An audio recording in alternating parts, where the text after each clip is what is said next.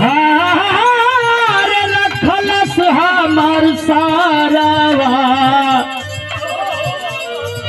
अरे सरवा धोखा रे कैलस। आप लोग गलत तर्क मत लगाइए।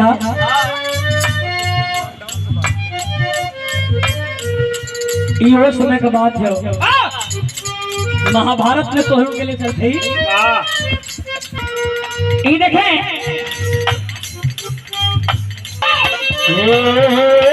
पंचो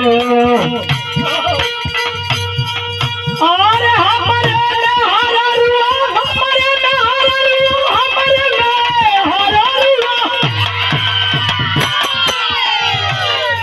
हमारी में हररुआ के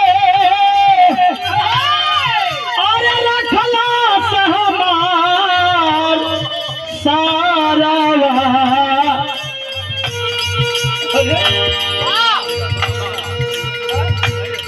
तेरी नहीं बोल रहे थे। बोलिए बोलिए। हमारी में हररुआ के